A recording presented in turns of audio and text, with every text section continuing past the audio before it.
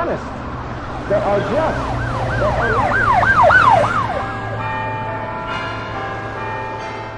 Welcome, my friends, to Under Construction, brought to you by the Spiritual Commute. It is amazing to have you with us today on our very first Under Construction podcast. My name is Jonathan Brandenburg, and I am here with the Curtis Lanham. Curtis, say hi and introduce yourself to them all. Howdy, everybody. This is Curtis from Fulshear, Texas, just on the outskirts of Houston.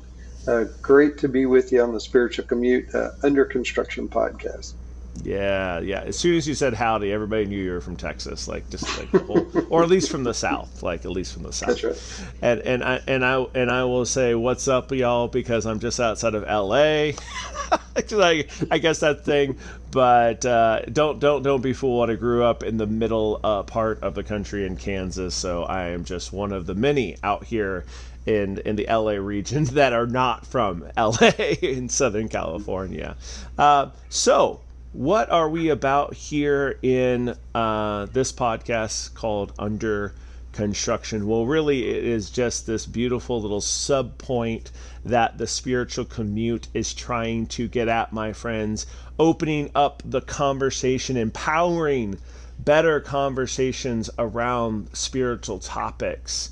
And this podcast is designed to start telling stories around how those spiritual stories, those stories of faith, have ebbed and flowed throughout life, but specifically how they have gone under sometimes major construction, major remodels of those faith stories and those faith walks. And we want to help share those stories, talk about those topics that happen when stories of faith go under construction. So it's good to be here. We're going to be inviting guests on eventually, but today Curtis and I are going to share our stories. If we're going to ask for vulnerability from our guests and from y'all, we better be willing to share our stories as well. So I'm going to turn it back over to my brother Curtis in fear and trembling, and he's gonna interview me about my faith story. Curtis, it's all yours. Well, and on that note, John, I just want to share with our listeners the fact that we really don't want them to be fearful about being here with us, right? We want this to be a safe spot. Yes. To have these conversations. I think so much of what's going on right now is that, we've been plagued with this notion of we shouldn't talk about religion and we shouldn't talk about politics, right? And so because that's how we've been raised, we don't know how to do that well. So we want to cultivate that. We want this to be a place on the spiritual end for us to be able to talk about that and whatever that looks like. And so thank you for kicking us off and for being that person to start that modeling, right? And well, I lost the coin flip, so what can I say? You did do that. But I had the coin, and it was heads on both sides. Exactly. There was no chance. But no, just to echo that for a second, absolutely, guys, this is a safe spot. We want you to always feel free to share your story here as well, even if you're not on the big screen or ever one of our guests. We'd love to hear your story. We'd love to see your comments. We'd love to, even if you want to cultivate a dialogue with you about these topics and about the faith journeys that will inevitably go under construction at times. And so thank you, Curtis, for reminding everyone, not just the listeners, but me, what we're doing here. It's not just to hear ourselves talk or hear some of our greatest friends in our life talk about their stories. We actually ultimately want to cultivate a space for y'all to share your stories. So thank you, Curtis. Thank you. Yeah, absolutely, John. Well, with that, give us a little story about your faith journey. Set us up with more about where you came from, more about what life for John has looked like over these however many 22 years that you've been in existence, right? Yeah, 22. You're so generous. You're so generous. I know, I know. Times two Yeah, well, almost, man. Times two I'm nowadays. expecting that generosity in return, Oh, actually. absolutely, absolutely. Oh, yes, I'm in my 20s and Curtis is in his 40s, if anybody was Yeah, wondering. So, yeah. that's right. Well, I think like a growing amount of people, and I know Curtis, you resonate with this because I already have the honor of knowing your story. Um, it was one of those stories that, from the beginning, had sort of paradoxical overtones to it when it came to the faith narrative, because I grew up in a pretty Christian household, like in the sense of, and it was particularly this Lutheran household that I grew up in. And they were very, in some ways, very orthodox, very straightforward. And I would even say, to a certain extent, pretty regular churchgoers. Um, but almost exclusively when it came to the women of my family. The men, not so much. But my grandmother, my great aunt Dorothy, my mom, all who raised me, very avid churchgoers, very, very staunch Christian, moral women. And yet, in that growing up, Curtis, there was this other thing that was happening right along with going to church and Sunday school and talking about God and praying over meals. Was this systemic level of abuse, addiction, mental illness that just overlaid all parts of my growing up. And so going to church or faith or spiritual conversations almost always revolved around almost a survival motif, an idea of we have to survive this season. Dad drank away all the money, so we have no money, so let's pray for some more money, kind of thing. Or mom is in the hospital again. The air quotes should have went around hospital, not mom, by the way. It's like the mom is in the hospital again, aka the psych ward. Let's pray for, like, it all was this sort of like, let's pray for the survival, or let's pray for the getting through this season. And so God, the idea of God, the idea of the spiritual journey was always attached to this idea of almost a divine vending machine.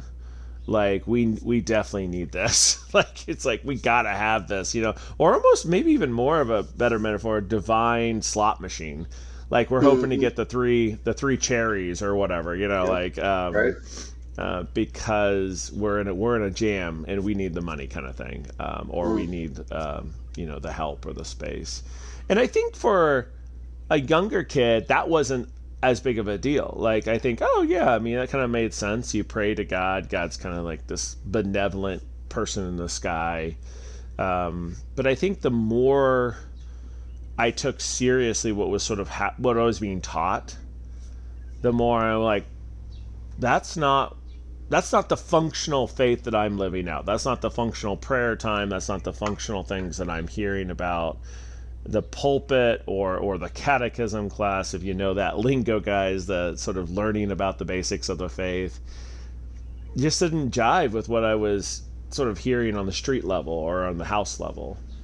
And also, what especially didn't jive was everybody kept telling me that God was good. And I'm like, well, he seems kind of stingy to me, because you look at my family and they need a lot more help than they're getting, and they need a lot more peace, and they need a lot more hope, or they need a lot more of this, and he doesn't seem to be given very much. And that blossomed in my angsty early teenage years, sort of middle school years, into this space of saying, I think I believe in God, but I don't want anything to do with him because I think he's kind of a jerk. Um, Especially in my last year of catechism class, 8th grade year, I was top in my class at church, learning about the basics of the Christian faith. And Curtis, I probably could have easily been defined as a simple agnostic. There's something out there, some divine being, but he doesn't give a crap about anything, basically. And so that, of course, then hit my first big. So that was my kind of first big construction of my young faith at the time, and then it hit its first big remodel when I was invited. So half my family was sort of this Lutheran, very very traditional Protestant kind of folks. Then the other half of my family were kind of crazy, and they were like Baptist, Pentecostal, almost like charismatic Baptists. And I was invited by my cousin, who was very close, just 2 months older than me. We kind of grew up together, to the mountains of Colorado, in between my 8th grade year and my freshman year of high school. And I didn't even know, Curtis, I didn't even know I was getting set up. Like anybody, by the way, if any Baptist ever invites you up to the mountains of anywhere, unless you're ready for an experience, don't say yes. Don't say yes. I mean, but if you're ready for an experience, go ahead. Because more than likely, guys, I don't know what it is about that mountain air and the charismatic Baptists or the charismatic Pentecostals, but they'll get you. They'll get you good. And the funny thing is, they did, but not maybe in the way that most of those stories go. Because I just went because I wanted a whitewater raft. I was a poor kid from Kansas, never whitewater raft. I wanted to climb a mountain. I never even seen a mountain, let alone climbed one. And so went over to Colorado, had a great week, and then at the end of the week. And I've been, they've been doing Bible studies and talking about Jesus and all through the thing. I'm like, yeah, sure. I hear about Jesus all the time, forced to go to church all the time. But the last night, it was a weird experience because usually the narrative that I hear, at least, Curtis, that is like, oh, I heard this amazing message and I gave my life to Jesus, sort of that idea. But in my case, it was a little opposite. I heard this really, I don't even remember the message. I think it was very mediocre, if not less than that. And then everybody kind of gathered around this campfire. They felt like it was a good message. They felt like it was an amazing moment. They gathered around the campfire, had a prayer thing around the campfire last night of the camp. And but not me. I was the only one outside of the camp in the darkness, because they're all surrounding the fire, so it's literally darkness. And it was there, outside of the circle, in the darkness, that I felt like I got this huge bear hug, this huge divine, grace-filled, love-filled bear hug. And it was in the darkness. Again, the metaphors just don't mix well, I feel like, but they're amazing to me because in the darkness, I felt like for the first time I was seen. Now, that community, it was an amazing community. Those kids, I will always remember to the day I die, because they cultivate a pretty safe space for me to share, just be me, climb a mountain, whitewater raft. So that should not be overlooked, but it was weird how it ultimately happened, because I just ran back to my tent. I was still alone. Ran back to the tent. I didn't ask for a sinner's prayer. I didn't ask for, I didn't even know what that was back then. I didn't want to know anybody, because I was just crying. I was uncontrollably crying. If you've ever seen a 13-year-old uncontrollably crying, there's no better uncontrolled crier than a teenager, because they're all in. They're all in. And I'm just in my tent, just sobbing, because everything is seen. All of a sudden, my hurts and the hurts I've seen and everything. Anyway, it's all seen. Cry myself to sleep, basically. Wake up the next morning, and I can't explain it, Curtis. I cannot explain it to this day. I wish I could. I'd probably be a more articulate preacher or something, But just woke up and I felt like a new, I had newness, the idea of newness. I remember walking around the camp. Everybody's breaking down their tents because we're heading home that day, and it's just new. So anyway, that led me on a journey, and it was a multi-year journey to eventually go to college to become. I wanted to be a missionary. I became a pastor through undergraduate and graduate. And so I've been a pastor for over 16 years now since graduating graduate school. And I think in that time, Curtis, just have seen a whole bunch of stuff that relates back to those early years in so many ways. But that's the general faith story in as much of a nutshell as I could make it, especially in the early years. Yeah, thanks for sharing that. It's interesting to me, and I think about that that the visual that you painted for us of that campfire. And I can just see that roaring fire with the light and the circle of kids around it with that campfire light just blazing on their face, and then that just defines that abject darkness, outside of that circle. And here you are, and that's where Jesus found you, right? Yep. And I think about that 99, he leaves the 99 and goes after the one, right? I mean, they were all there in the light, well warmed and taken care of.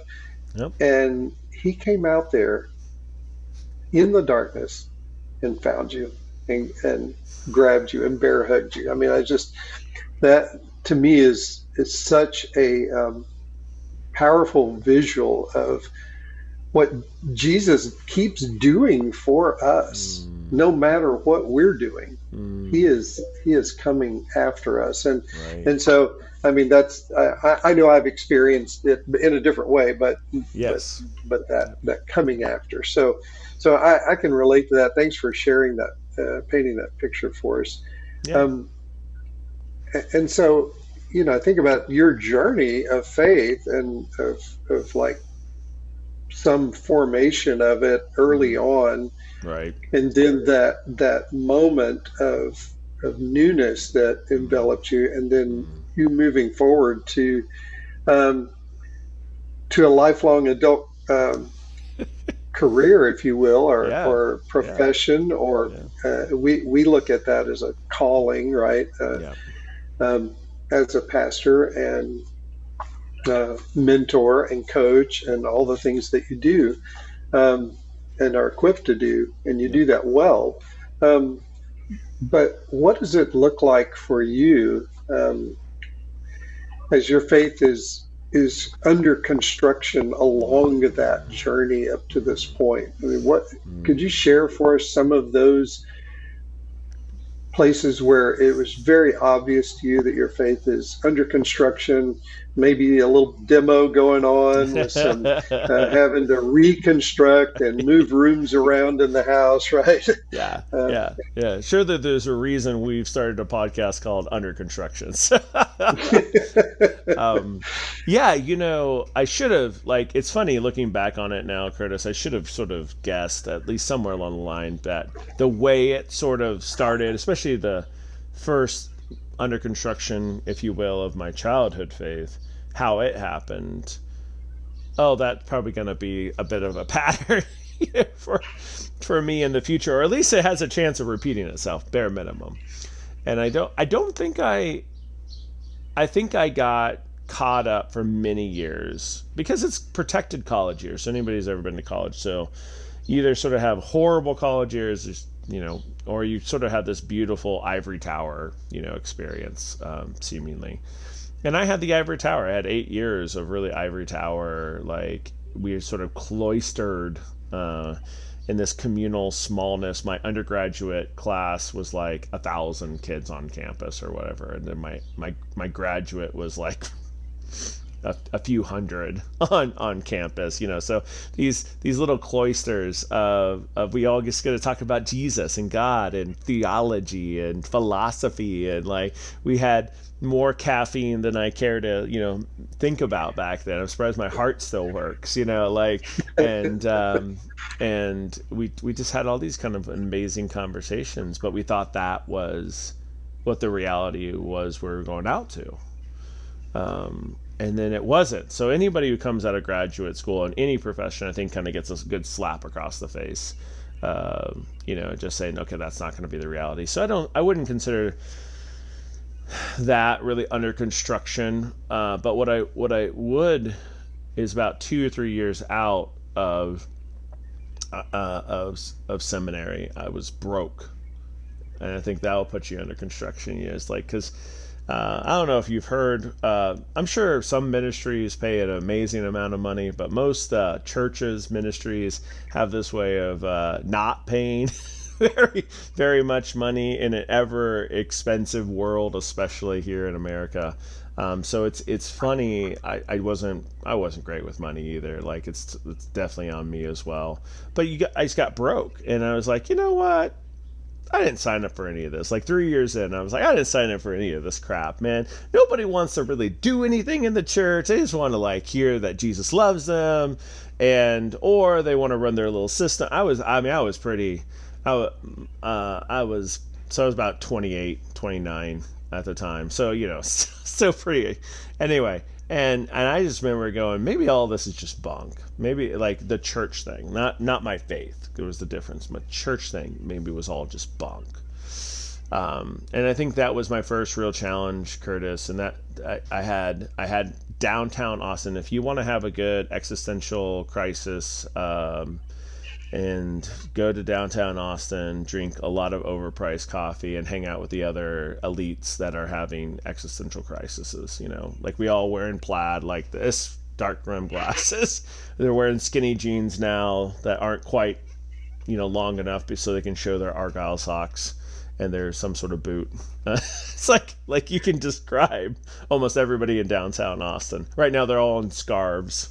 It's scarf season in downtown Austin. Like, whatever, I don't know what they look like anymore. But anyway, then that's what they looked like. And so it was good, but that was deconstruction. That was like a under construction for my, like you said, my career, my calling.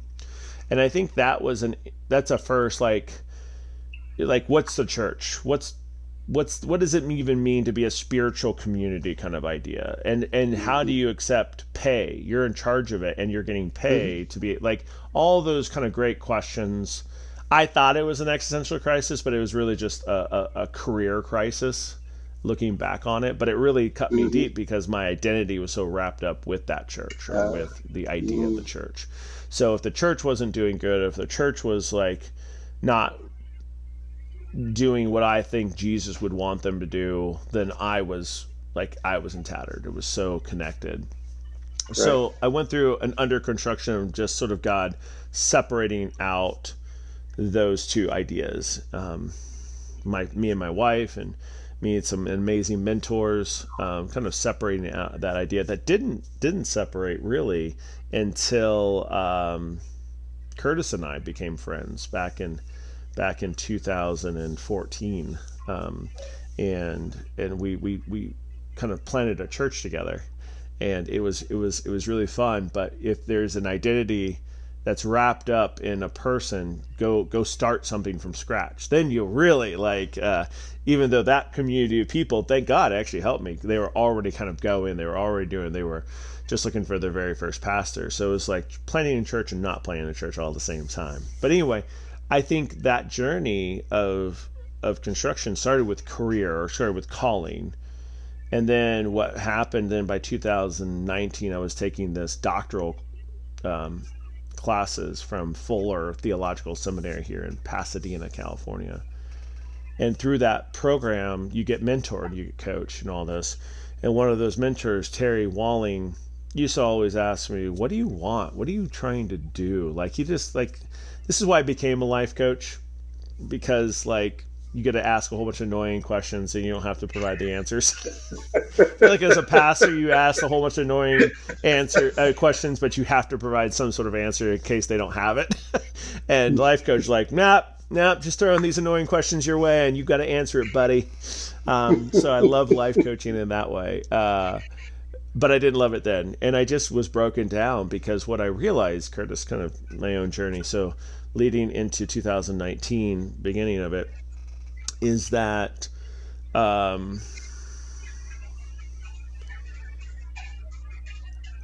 trying to live up, there's this amazing grace-based story that I received, when I was 13 years old or whatever.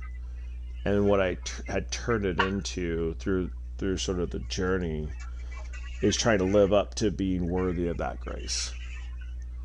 Um, and from that produced an enormous amount of pride and arrogance about knowing what was best, having the best plan, having the best creativity, having whatever. Like the church, the community of the faithful should be honored to have me among their presence, because but that was all just sort of this insane front to try to protect the knowledge that I felt extremely unworthy to lead anybody, to protect a faith that was ever growing less grace-based and ever growing more product-based or results-based.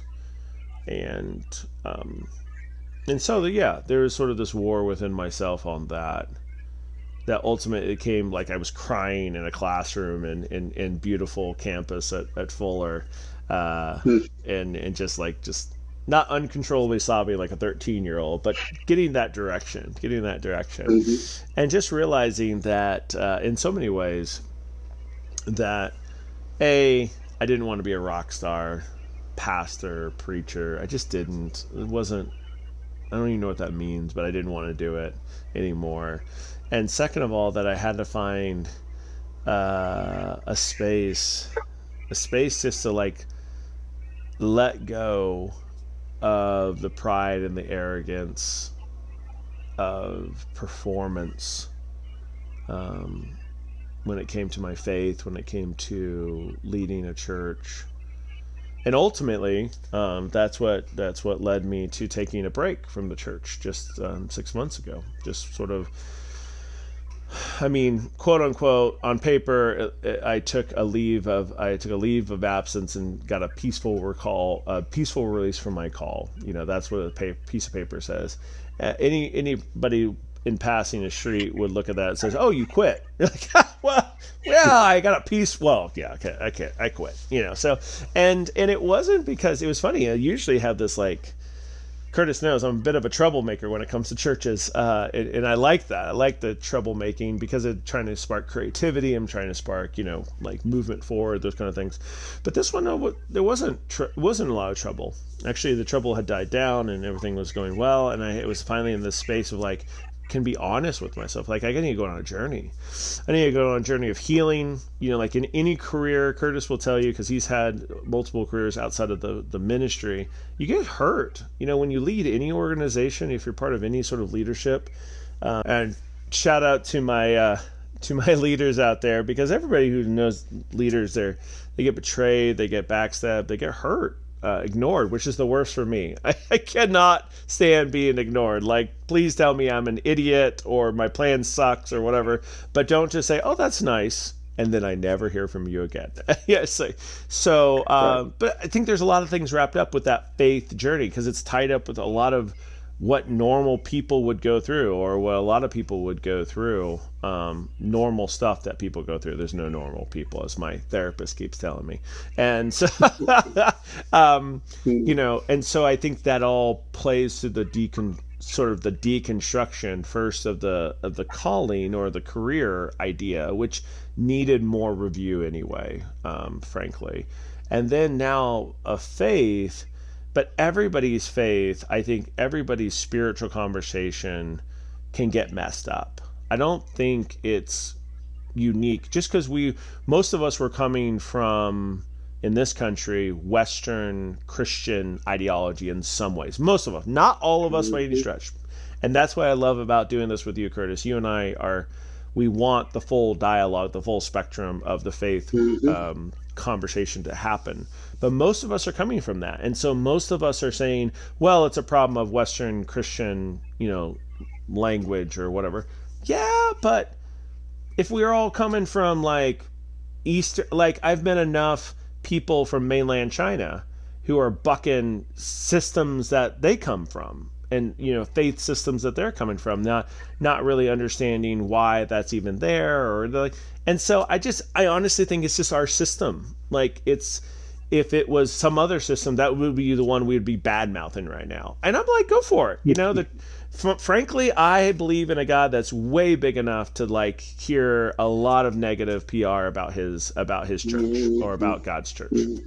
And I'm like, if that God is not big enough to sort of handle like a whole bunch of cuss words, frankly, and a whole bunch of like, yep, I know my church totally sucks at times. Yep. Then I don't know. Like, maybe there's something else I don't understand. But in that narrative, the most recent part of that narrative, Curtis, to that question is simply being angry at the right things, being repentant at the right things, being reflective about the right things. Before, it was like carpet bombing of anger in my younger years. Like, I'm just going to be pissed at everything. First of all, it's external, right? I'm going to be pissed at everything except myself. Right. And then when it comes into here, it's like, and you know this, Curtis, because you work with a lot of people that have a lot of, like sort of anger turned inward is depression, right? Sort of this very colloquial terminology. But you work with a lot of people that have to deal with a lot of horrible situations constantly. And then, like, how do I process that? And what does that say about me, ultimately, as I process that? And what does it do to me? And I think for me, carpet bombing the church or religion in general for a while, then carpet bombing myself, has said this hasn't produced the results that I want. First of all, I'm just angry, and that's it's not where I want to be. And then second of all, I've hurt a lot of people. I've said a lot of things that I mean, but I also I didn't want to be mean in my meaning. Right. That wasn't the intention to make you feel like crap, or certainly not the intention just to walk around making myself feel like crap. So I think I've gotten to that. This last 6 months has really taught me, like, there is parts of this story now that I can just say, okay, what am I going to get angry at specifically? Why am I angry about it? And is it something that I can do something about? Is it something I can't do something about? But for the most part, the faith has turned much more grace-based again, much more love-based again. You and I talk about that a lot. And yet there's still a level of we move forward, or we're moving towards something. We're not grace-based, love-based, so we can go be a whole bunch of jerks. And so trying to find that balance is kind of where I'm at today with that construction. But it took a long time. It took a lot of anger at others, took a lot of anger at myself to kind of get more nuanced about that. What maybe people would call deconstruction, or just reflection, repentance about where that faith has been, that faith journey has been. But now specifically, and why I think Spiritual Commute and Under Construction and everything that we're doing is that you feel a bit like a man without a country, because you're not willing to sign off on the standard Christian experience or faith experience. You're not just willing to give a wholesale, like it's fine, but there's a lot of things that are messed up about it, and a lot of things that are under construction about the church in general or the faith journeys in general. And so you're not willing to wholesale on that, but you're not willing to sell the house either. You're not willing to like, I'm out.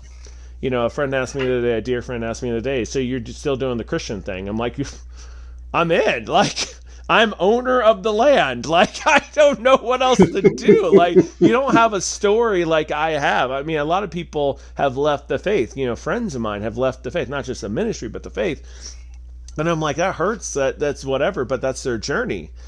I can't look back on my experience in the mountains of Colorado and what it did in that moment and ever leave. That's what I've decided. Like, because I've thought about it, Curtis. I'll admit it. I thought about leaving, not just the church, but leaving, like, well, maybe, or leaving the Christian faith, like still being a God believer, but kind of like doing the old school theist thing, which is kind of like for white guys always a go-to thing. It's like just believe in God in general, sort of agnostic thing.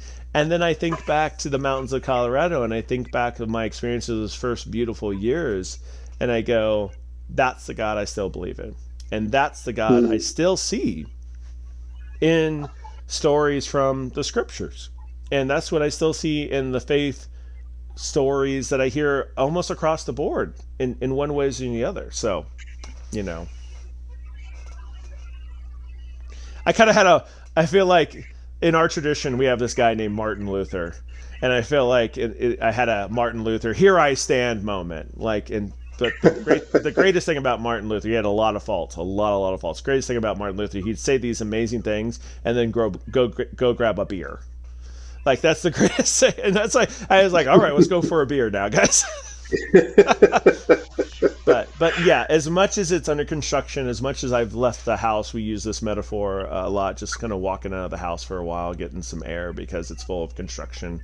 Can't sell the land, can't sell the house. Mm-hmm. Yeah. So there it is. And yeah, and I think that's a beautiful illustration that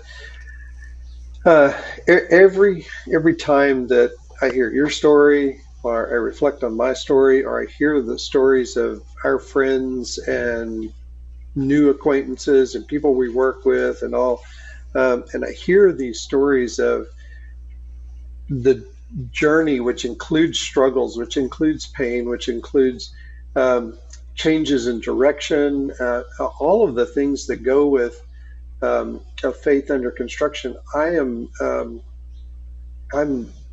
drawn even closer to God in my own faith, because, like you said, I think we have a God he's big enough to look at his human creatures who are flawed and broken right now, mm-hmm. and say, yeah, that does hurt. Yeah, that is difficult.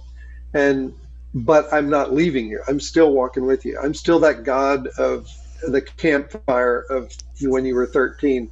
Nope. It's just now you're here, and these many years later, and I am still with you, and I'm still walking with you as you journey through the ebb and the flow, the ups and the downs, and the rounds and rounds, and the grinding and the pushing down, and the exploding and celebration, right? All of the things. Mm. So it just, for me, it brings it back to being human, living in this world, and being touched by the divine on a regular basis, whether we realize it or not. And instead of running headlong away from it, you journey through it, right? And so I think that's the hopefulness of it, is that we're moving through it, right? This is not, life is not static. We're not sitting in one place and life is just swirling around us. Yeah. It's like we're in the river, right? And we're moving with the flow, whether we like it or not, whether we want to go that way or not. I mean, that's where we're headed. Yeah. It's like, what are we going to do with that? Yeah. And I think, to me, that's the excitement of this platform, is being able to talk about that. Talk about if we use that metaphor of the river, or while we're flailing around and trying to keep our head above water, what does that look like for us? And what is it? How can that experience then help somebody else that's flailing around in it, and be that hand to pull them up, yep. and to flow through life together in that experience of faith and God and what He actually is doing for us, even though we can't see it because we're in the midst of the whitewater experience that's going on around us at times. And this, ladies and gentlemen, is totally why I'm excited for you guys to come back to our part 2, because I'm going to interview Curtis now, and I'm going to talk to him about that. He just has this beautiful way of summarizing faith experiences, but he even has a more beautiful story of some of his own faith journeys and when it went under construction. So join us next time for that, and also check out, just like Curtis said, we're going to be doing multiple things as the Spiritual Commute. We have short videos coming out talking about the lingo of what we like to use, lanes. Him and I both live in metros, so we have to deal with highways and interstates quite a bit, so we love to talk about lanes and how those are possibly good metaphors, language, vocabulary to talk about where people are in their faith journeys. We also have amazing blogs coming out, mostly by my man Curtis over there, talking deeper into that whole idea of how does hurt sometimes lead to hope? How does pain sometimes lead to being empowered to not only tell a story, but to find healing, to I don't know, just to move forward with life. And not that we would ever wish for hurt or pain to find any of y'all, but it is part of our existence. Seemingly, it's part of our journeys. So what do we do with it when we do find ourselves in hurt or in pain, or in frustration, confusion, anger, doubt, fear, all those kind of things? So we're going to hit on those topics in our blog as well. And again, your stories matter just as much, if not more, my friends, than the stories that are shared on this platform. So feel free to share it. Feel free to reach out to Curtis or I to create a dialogue if you want to, because this is what it's all about, creating that safe spot. So for now, my friends, for Under Construction, we wish you a fond farewell, but come back next time as we do the interview with my man Curtis. But for now, have a great day, y'all. Bye, y'all.